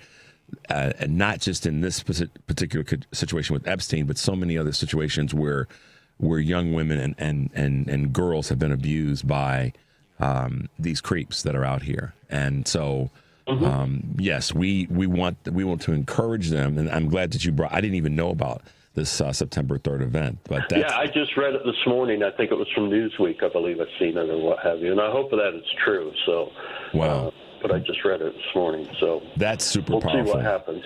That's super powerful. Yeah, it will be. It will be. And I think we just need to keep talking about it and digging up. I'm trying to, I'm working on a couple things right now that, hopefully I can release in the next couple of days talking about this. The beauty pageant that occurred in the 90s with a guy named John Casablancas and Trump and the magician. I can't think of his name right now. That was Claudia Schiffer's boyfriend for a while. Oh wow! Yeah, that's I can't wait to see that. David Copperfield. They were all involved in this Look of the Year pageant that just exposed 13, 14, 15, 16-year-old girls from. And there's a video that I've located where, there's 14 and 15-year-old girls in swimsuits walking in front of this table of Trump and Casablancas and Copperfield and some others, Wow. Well, it's crazy, and this is what we need to continue to talk about. I don't know what the end game is going to be on all of this, but we can't let up. But there's just so many. The dude in Oklahoma. I mean, here's the guy. Speaking of Oklahoma, he's going to have a test for people. First off, what teacher from California is going to want to come to Oklahoma? Secondly, people can lie on tests like that. They can tell you whatever you want to hear. Yeah, that's and the most important thing is that if you do any research on Oklahoma, I've read 2 different reports on them. They rank 49th to 50th in education in the U.S. right now. So, I mean, yeah, this guy's got it going on, doesn't he? I mean, besides the fact that he had porn on his, TV set, and I don't. Where'd that come from? I don't, I mean. The hypocrisy. The hypocrisy. It's like we're gonna have a morals and conservative values test, and maybe now conservative values is the peak of that is you've got to be into having some porn on your screen while you're at work. I mean, this is. It's craziness, man. It's craziness. We have to keep doing what you're doing, though, Kurt, which is highlighting and amplifying the voices of some of these young new players that are going to be in the fight, and making sure that the people who are in the fight are not only that they're fighting, but they're also reaching back to help pull through some backup, some reinforcement.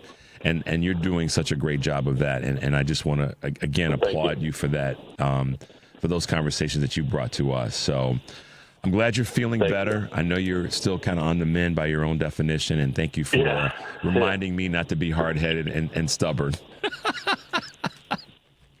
Well, I knew that'd fall on deaf ears, but I was going to say it anyway. There you go. All right. I care about you, and I just want you to be well. So you too. That's the thing. But cool. All right, man. Yourself, dude. I will. Until next week, it's Kurt Mullett, Hoosier Blue 63. Check him out, folks. Check out all the work that he's doing. You will not be disappointed. You will walk away with a big smile on your face and say, doggone it, he said what I was thinking. So, Kurt, thanks for being with us, man. Thanks for having me, man. All right, buddy. Have a good week. Talk to you soon. Bye-bye. Oh, my gosh. We're going to take this break, guys. You're listening to Choose Views on WCPT, AM 820 Chicago, and WARR 1520 AM and 103.5 FM from Warren County, North Carolina. I'm Richard Chu, and we will be right back.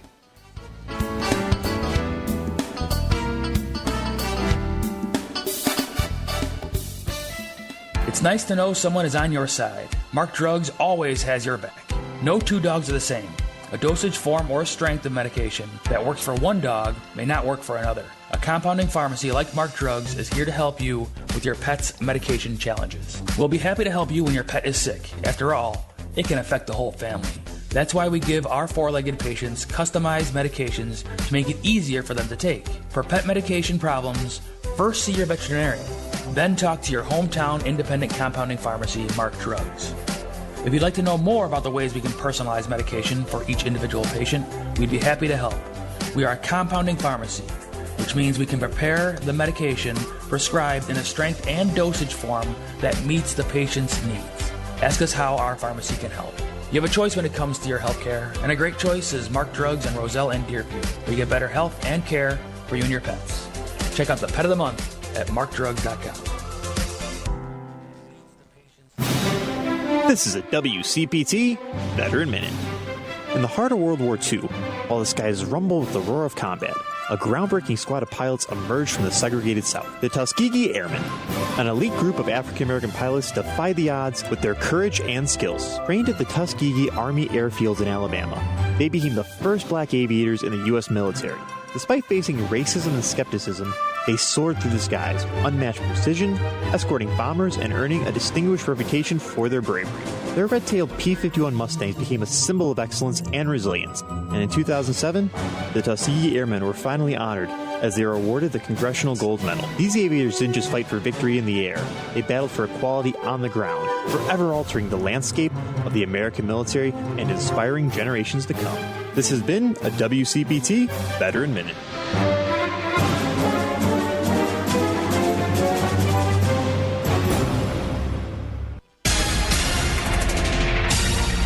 You're listening to WCPT 820. Here's the latest Chicago weather update.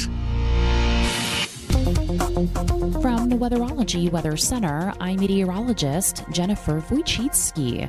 We'll see mostly sunny skies here for today with a high into the mid-70s. Winds out of the northeast around 10 to 15 miles per hour, gusting as high as 20. And then for tonight, mostly clear with a low near 65. Thursday, sunshine, a high around 80 degrees.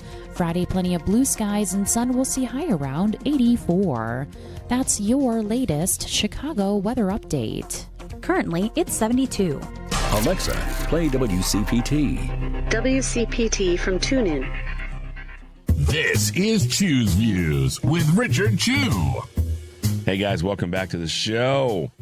Yeah, I always love it when my man Kurt Mullett is on and the joking and the fun that we have. The GOP has just been stupid, and the list goes on of words that we can use to describe them. But we'll let Kurt have the last word on that today.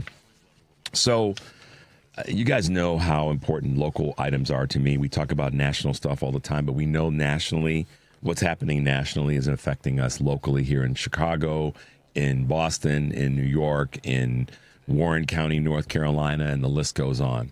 Local issues are important, and they are, in many ways right now, catching hell from the federal decisions of this Trump regime.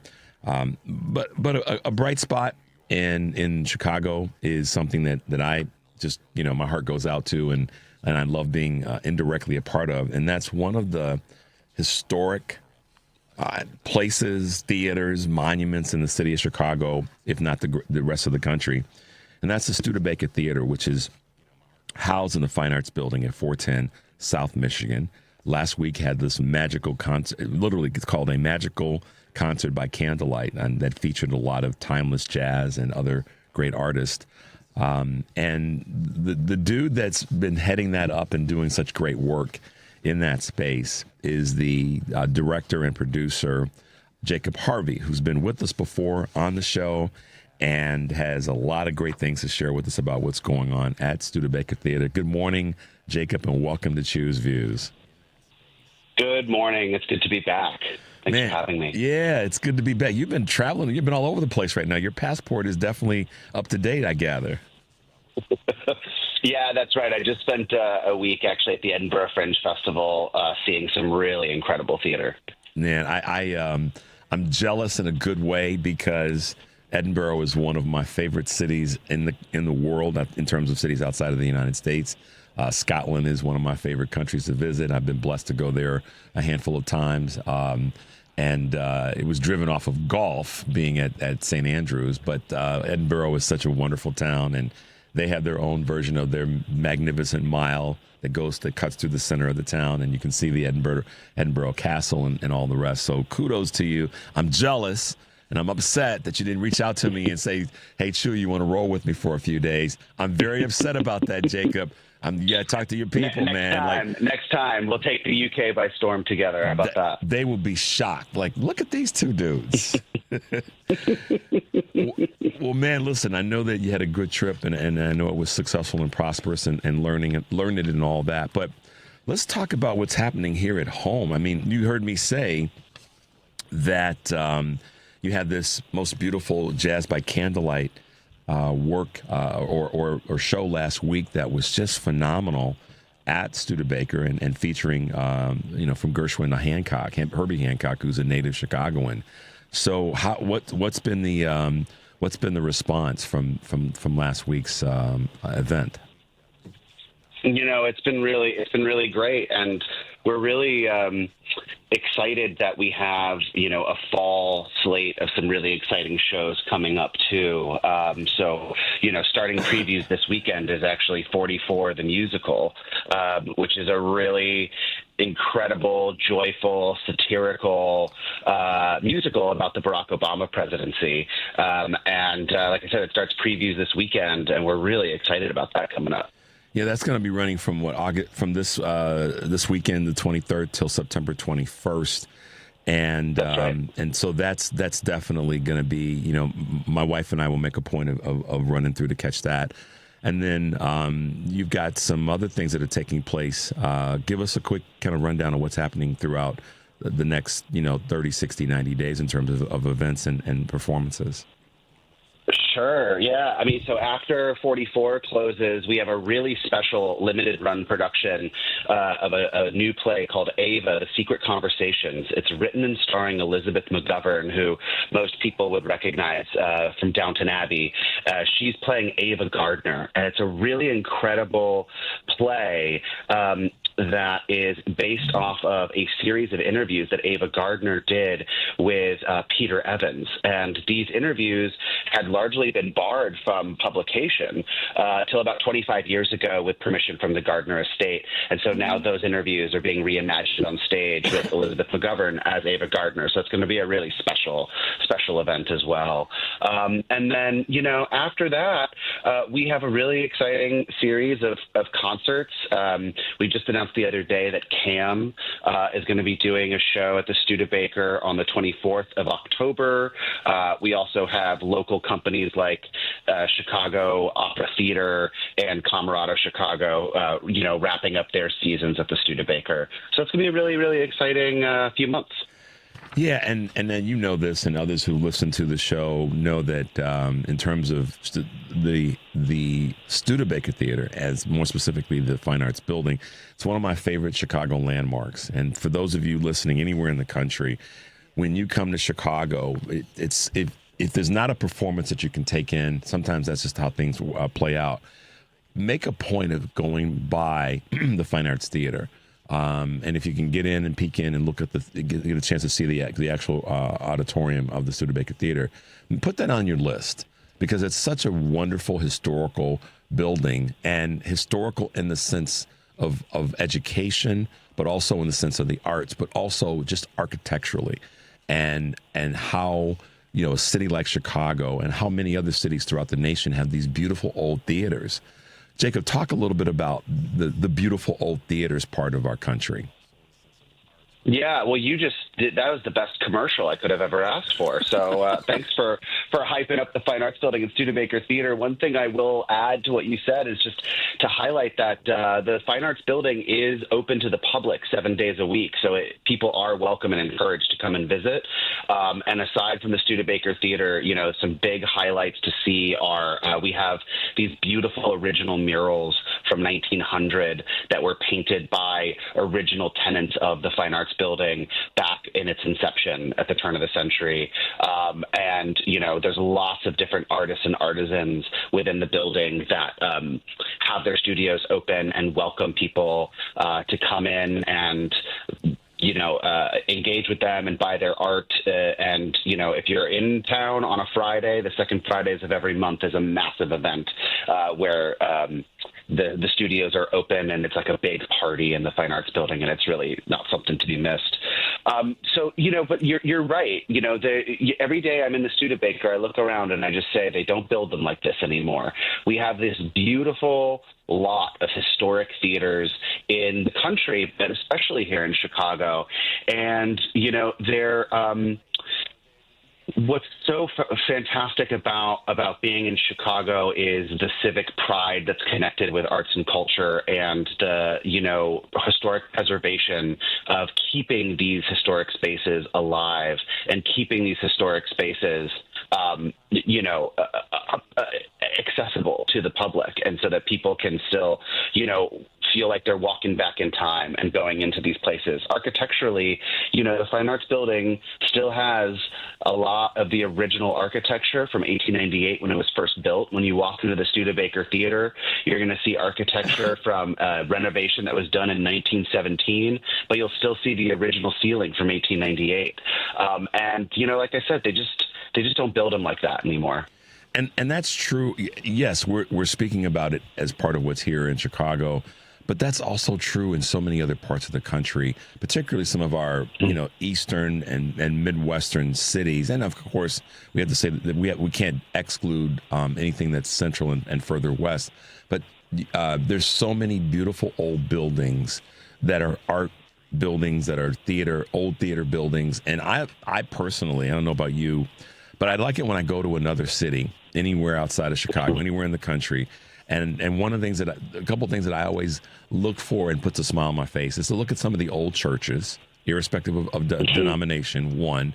The second thing I look at is any of their old government buildings. And third is looking at any of the old theaters. The old theaters, in many cases, they were turned into a storefront business or whatever the case may be. But there are so many great old theaters that we don't even know that existed, and that are just a beautiful part of this country's history. And I love that. That's one of my favorite things to do when I travel, is to go find or make a point of going by where the old theater was in that, because it was a center, it was a meeting place, it was a part of American lore, it was a part of, you know, the thing that everybody kind of went to gather, and you know this as part of your background. You're so right. I mean, I'm a member of this really incredible consortium of folks called the League of Historic American Theaters, and it's representative of all the historic theaters across the country. And in so many cases, you know, I speak with friends and colleagues that are running historic venues in small towns where that theater is the epicenter still of arts and culture and community, and it is not only an economic driver, of course, but it is also a community building epicenter for them. And you know, it is you're right, a lot of historic theaters also have been turned into other things, you know, whether it be hotels, movie theaters, condos, etc. And so those historic theaters that we still have and that are still preserved are really a treasure. And what's kind of magical about that group within the League of Historic American Theaters is, you know, I meet a lot of folks that are independent individuals who have started a foundation specific to the preservation of or saving of that landmark and getting it landmark status and keeping it as an essential, vibrant part of their community. And I think that speaks to the power of theater as a community place, but also as a place of civic engagement, and the necessity of having that kind of resource to entertainment, right? But also, like you said, architecturally, they're so stunning and representative of a time where there was a lot more craftsmanship, I think, put into architecture than we see today. Without a doubt. You're listening to Choose Views on WCPT AM 820 in Chicago, WARR 1520 AM and 103.5 FM in Warren County, North Carolina. I'm Richard Chu, and we're talking with Jacob Harvey from the wonderful Fine Arts Building and the Studebaker Theater here in Chicago. Jacob, you know, I had this, my wife and I did a little bit of a road trip a few years ago, and we were out in New Mexico, specifically in a little town called Bernalillo, and came across a craft store. And we went inside and we were looking at a lot of the Native American and Mexican American art and artifacts, and it was just real cool. And the ladies that ran the place said, hey, but we want to show you another part of the building. So we walked into this area, just kind of around the corner down the hall. And what was it? It was an old theater. And it just blew us away. And but that's part of this sort of Americana that I think is important to talk about. I juxtapose that with regard to history, and you know, and how the craftsmanship and the design and all these things are all part of our history, and we have to remind ourselves of that, whether it be something that's up here in the north, something that's out west, out east, or even down in some of the southern states. That's a really cool part of American history. And I love what you guys are doing and have been doing at Fine Arts. And you got some new stuff that's come your way and some changes with regard to this new cafe that's going to be taking hold very soon. Tell us a little bit about Groundswell. Yeah, Groundswell Coffee Roasters is coming to the Fine Arts Building this fall in late September. Some folks may remember the Artist Cafe that was on the ground floor of the Fine Arts Building that closed in 2019. This is a sort of revitalization of that idea of having food and coffee and good community around good food and coffee in the Fine Arts Building. It'll be on the ground floor. And we're going to be their third location. Groundswell Coffee Roasters is a local Chicago company. They have two other locations, one in the West Loop, one in Ravenswood. And we're really, really excited that we're going to be their third location. And it's been such a great collaboration so far, and really working together to intentionally place it in the Fine Arts Building, also with its design and how it's being thought up and how the space is integrating itself into the rest of the building. And like I said, for anybody who remembers the Artist Cafe and for folks who are inside of the Fine Arts Building, I am comfortable going on a limb to say Groundswell Coffee Roasters coming to the Fine Arts Building is going to be a big game changer for everybody.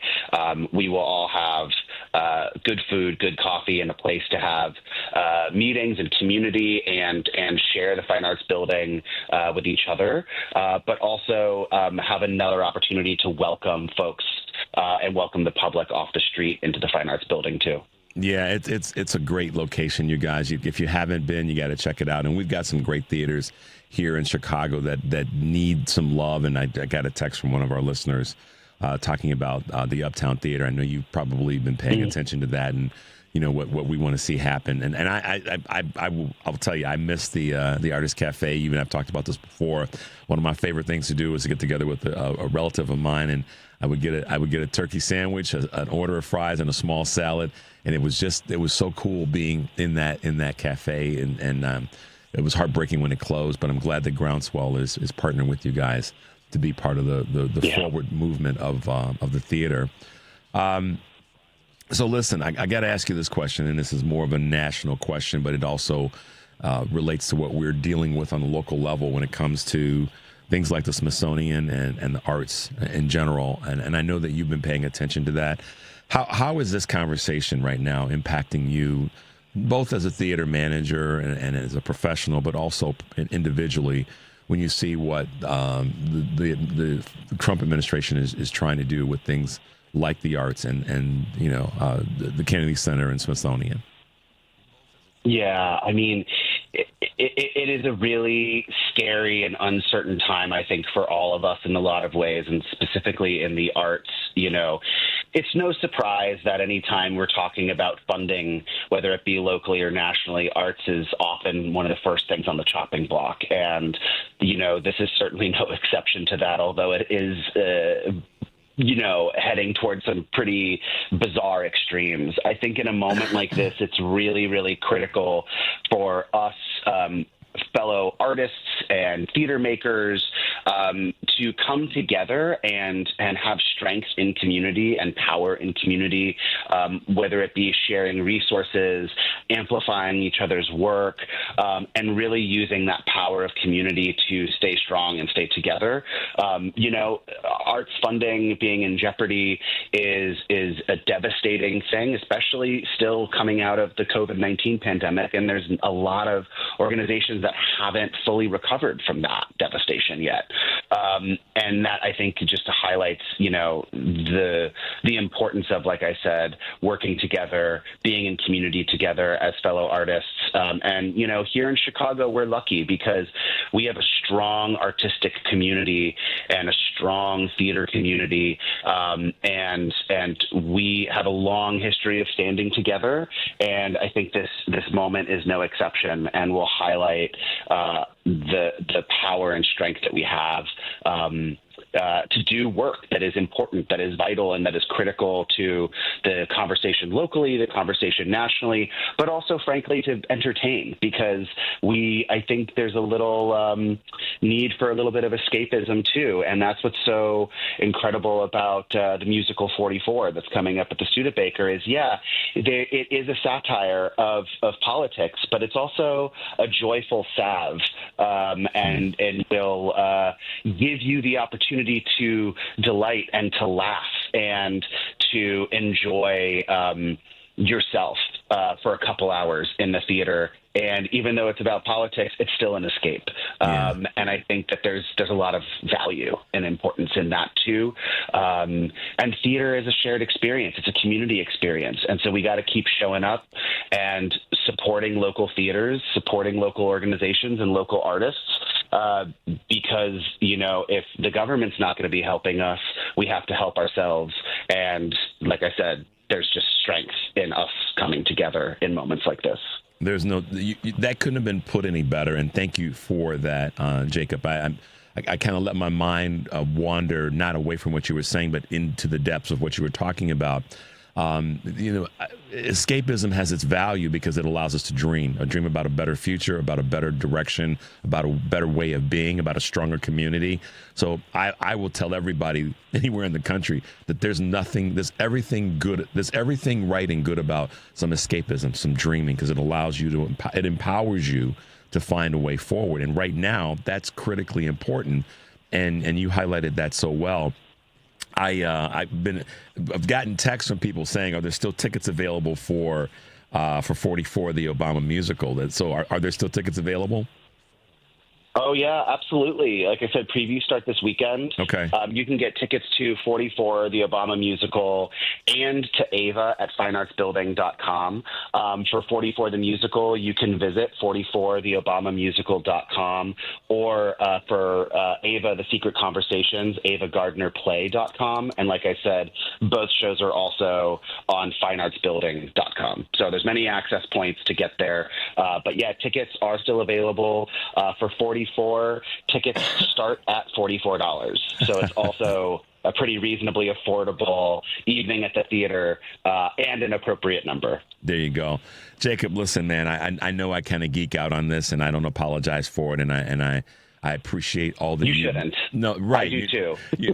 Somebody, I get texts from people all the time that say, Richard, you don't have to apologize for your passion or for you geeking out on something that's important to you, which is important to all of us. But I appreciate what you're doing, man. I really do. I appreciate all the help and representation and leadership that you have provided, not only at the theater, but literally at the Fine Arts Building and the Studebaker Theater, but also for the leadership that you provided for the city of Chicago, for one of our landmark buildings, and one of the things that people, lean to and love into because of what it's represented to the city of Chicago, the state, and frankly, the rest of the country. So thank you for that. Thank you for the hard work, and thank you for the community that you built. And, we'll have you back in a couple of months, maybe sooner, to talk about the success of these two big productions that you've got going on, and talk about what's happening as we go forward with Groundswell. Does that sound okay?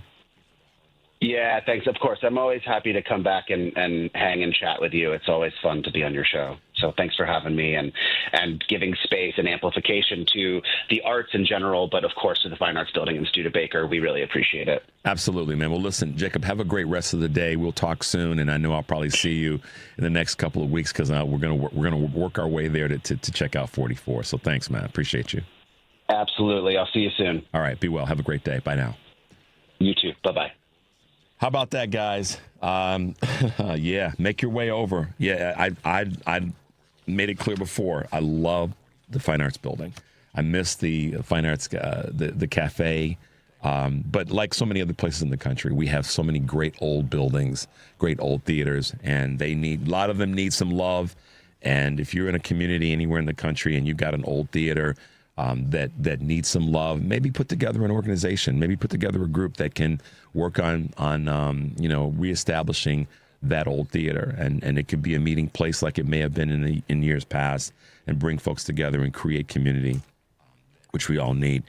Stay tuned for the progressive lineup here on WCPT. Stephanie Miller, Tom Hartman, Joan Esposito, and Patty Vasquez. What can I say, guys, other than take a deep break? Take a deep break. How about that? See? We're working through it, guys. Take a deep breath and make your life count. We'll see you tomorrow.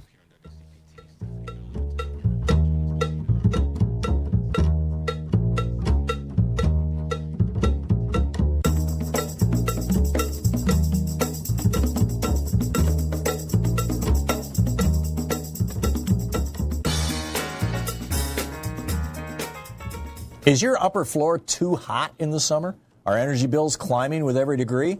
Green Attic can help. With over 15 years of experience and more than 1,000 five-star reviews, Green Attic is a trusted Chicagoland name for insulation, ventilation, and roofing solutions that improve comfort, energy efficiency, and indoor air quality. They specialize in attic insulation, spray foam, crawl space encapsulation, mold remediation, and solar attic fan installation, all designed to keep your home cooler in the warmer months. Green Attic also offers full-service roofing through Green Attic Roofing, including traditional and solar roofing systems with instant online quotes and long-lasting, eco-friendly materials. Green Attic backs its work with the industry's only 10-year labor warranty, plus lifetime warranties on selected materials. Schedule a free insulation consultation at greenattic.com or get an instant roofing quote at greenatticroofing.com. That's greenattic.com and greenatticroofing.com.